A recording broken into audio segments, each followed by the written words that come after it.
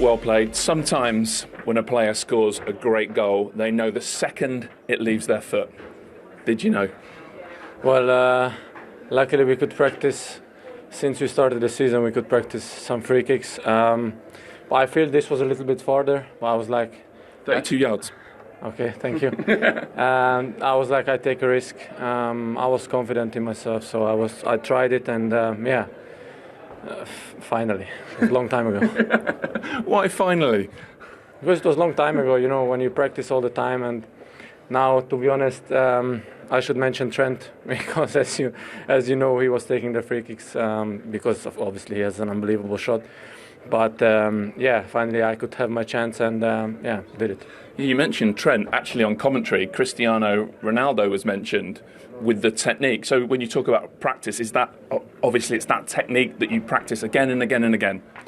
To be honest, this shot I didn't practice in the last few weeks because we were shooting from closer, and if we are closer I shoot different way. But I had to take a risk and shoot it a little bit harder because I knew, of course, Raya likes to jump behind the wall, and of course he's an unbelievable goalkeeper. So if I think if it goes a little bit more inside, he saves it. Right. Oh, so but you're also aware of him as a goalkeeper making that move the other way. That's interesting.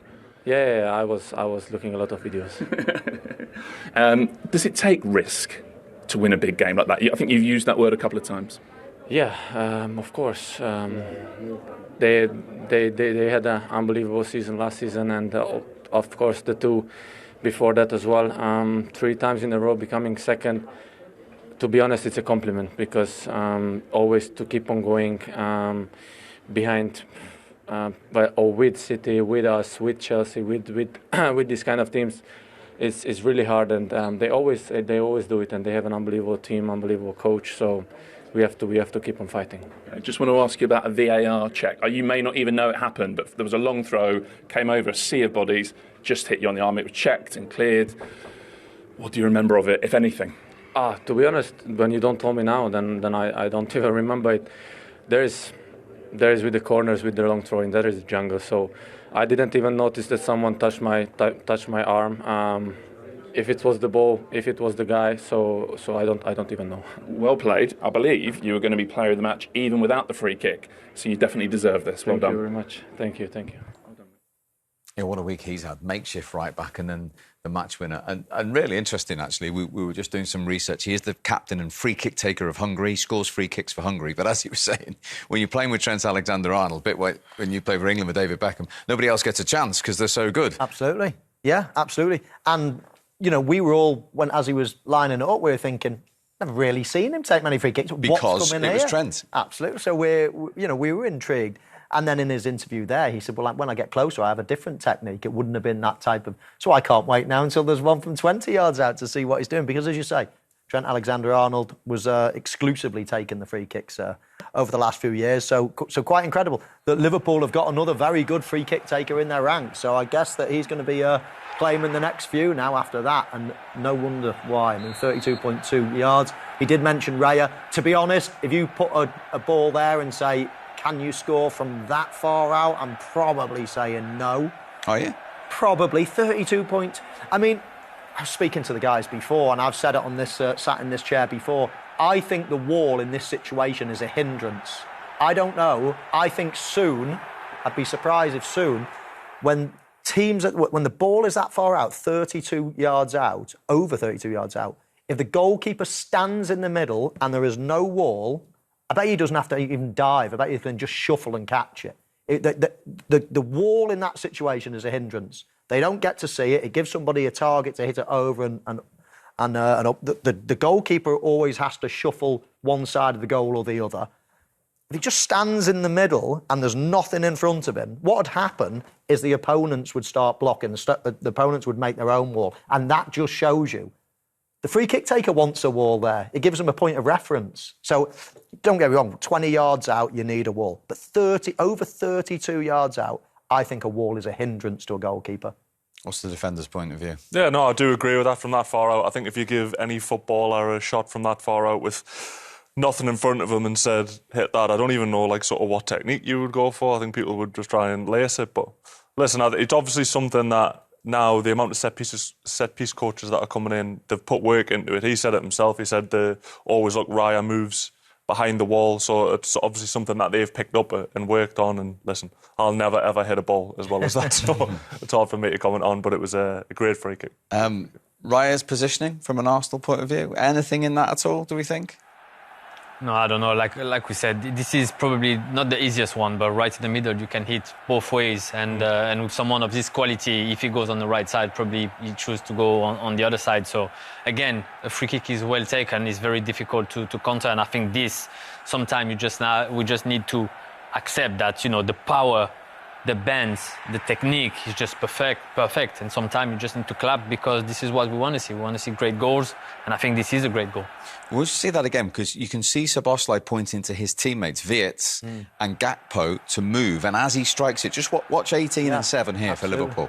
Exactly. One in a blocker's view. And that's my point. It's all about blocking the view of the goalkeeper. If he gets to see it straight, he doesn't get to see it. Because of the wall, he doesn't get to see the flight of the ball until it's soaring over the wall. So straight away, there's at least 10, walls are 10 yards away. So straight away, it's almost like a ball flying in from 22 yards. Now, if he gets that extra 10 yards to see the ball, he was that far away from touching it anyway. It had to be so perfect to score, and it was. But if he had that extra 10 yards to see the ball, he would have saved it. He would have shuffled across more with his feet. He would have definitely saved it. And you can see Szoboszlai saying, move over, block it even. And at the outset, you could see Raya, if he stood in the goal, he could see right through the middle.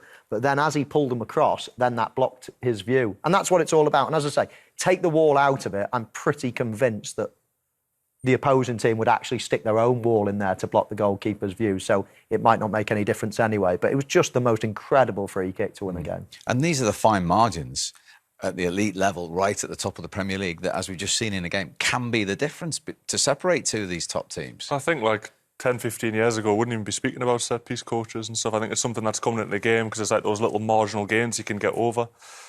Teams, if you look at Arsenal, the amount of, 44 set-pieces they've scored, and it just shows you, the amount of points they must have won from just them tiny little percentages, hitting the right areas, the time and first contact. So it's obviously an advantage they've used in the game. That's probably the irony that we've been talking all day leading up to the game about Arsenal's set-piece play and points they gain, that Arsenal have lost to a spectacular set-piece.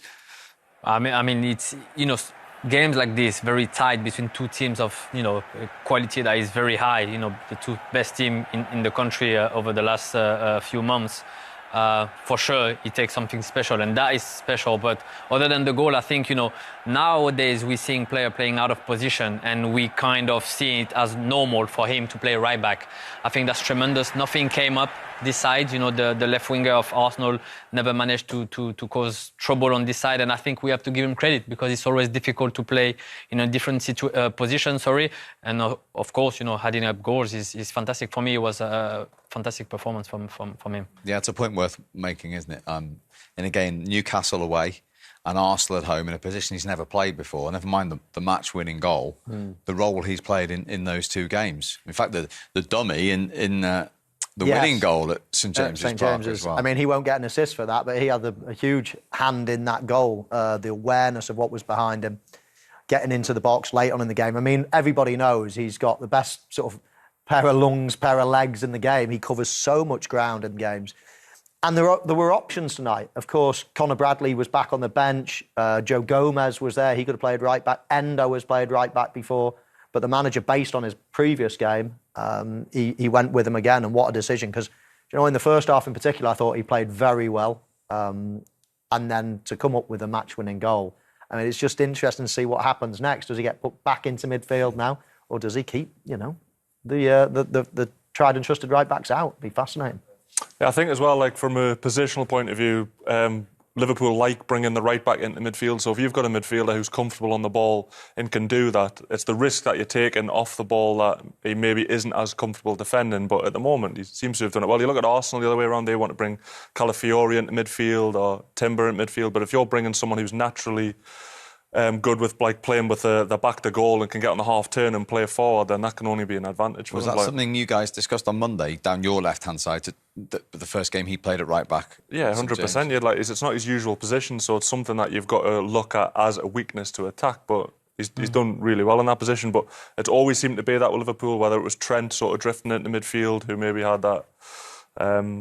Like obviously very good going forward, had that long ball that you could play. So it's something that they've done, and I think it's obviously benefiting them. But then equally from what Dan is saying, I think you can question Arsenal's desire to attack the sides. You know, I remember with France we played against England under 21, and Rico Lewis was playing right back, and you know we decided to put Odegaard on the side because we know on one-on-one, you know, with the speed of Odegaard, we could hurt him. So sometimes it's things like this that can make you win games, but yeah, you can question this as well. Because as we know, Gaël, it's not an easy place. Well, you played a lot of left back. Not an easy place to play full back, is it? You know, so. No, it's obviously it's very hard to play anywhere, you know, at that level. But as a defender, when you face those kind of players, you know, one-on-one, you know, that will 10 out of 10, they will come at you and again, it's very difficult. So you need to use that. And when you have someone who is playing out of position, it's not so much about having the ball, it's more about the positioning. This is very difficult at that level with those players. So I think, you know, it could have been interesting to see Arsenal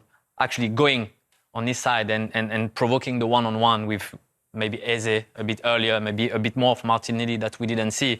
But maybe also Liverpool played that well that they didn't give enough space. But you can question the fact that Arsenal wanted to attack the right side of Liverpool.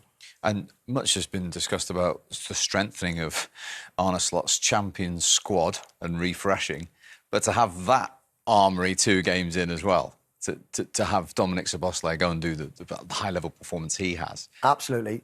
I mean, they brought Frimpong in, and I probably agree with that because obviously Conor Bradley has had some injuries in his short career so far. So I think it was the right thing to do to bring an extra right back as cover. But who'd have thought that, you know, after only a couple of games, we're talking about how good another right back is playing. OK, let's speak to one of the men who was celebrating in front of Dan and his teammates on Monday and celebrating again, the Liverpool captain, Virgil van Dijk at Anfield. Virgil, good to see you again. Well done. How good does that feel?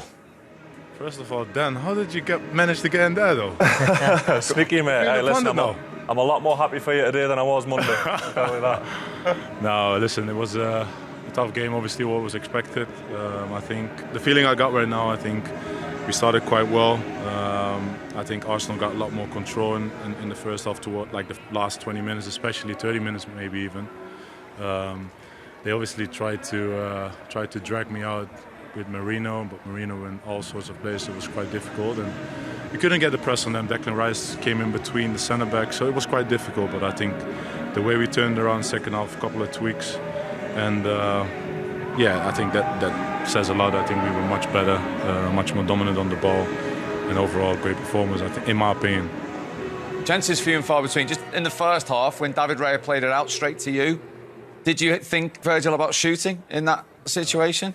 I should have done it, but I was panicking a little bit, I think. But no, listen, I maybe should have done better. Obviously, that was only one moment that we hoped to get a lot more. But in the end of the day, they did it quite smart. You know, Calafiori went on the inside at times, so we couldn't really get him. It was difficult, especially the first half. But like I said, second half we did it much better and got a lot more control. We were good in possession. They didn't really could do that press that they wanted to do, and I'm glad we managed to get the 3 points.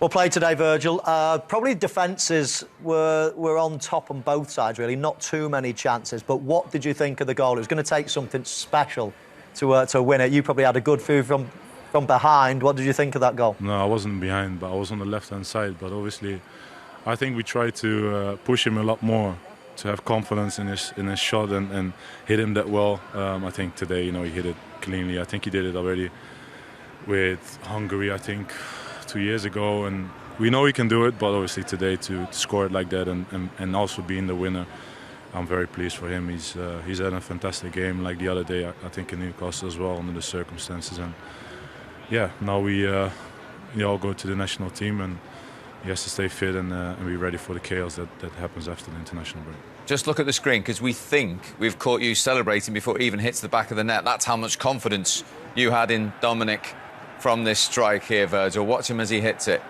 There you go. I don't know what I was doing there, but I don't think... Well, you were ahead of the game. It's brilliant. I'm not sure, but I was really enjoying it. So, like I said, I'm very pleased for him, and yeah, great. Overall, 9 points from 9. First clean sheet of the season today. I mean, what a start of the defence of the trophy. I know it's early days, but you've got to be happy with that going into the international break.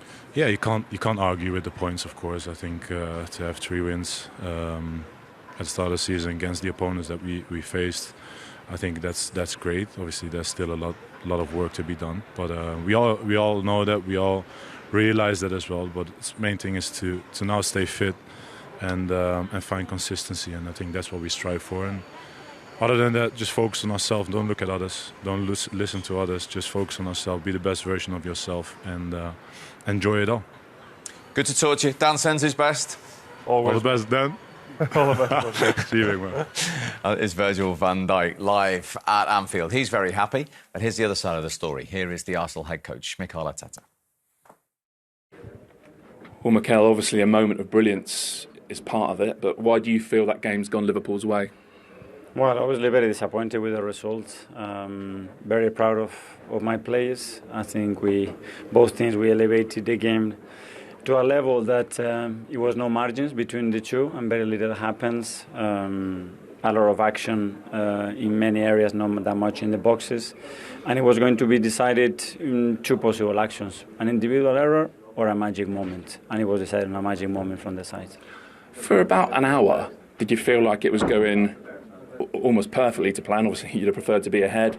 And then did something change around about the hour mark? Yeah, you cannot dominate here 95 minutes. It's impossible. And you're going to go through those moments. And it was a moment when our keeper had the ball in their hands, and then we didn't have any sequences of play afterwards. But we navigated without conceding anything. But at the end, again, I said, you need to find a way to win these big matches. A lot of times are individual magic moments that decide them. And for sure, that was a case with an unbelievable free kick. Mikel Arteta. We have run out of time. Gentlemen, thank you very much for your coming. Dan, great to see you. Hopefully it won't be the last. Absolutely not. And good luck with England as well. Thank you very much. Gaël, Michael, as usual. Right.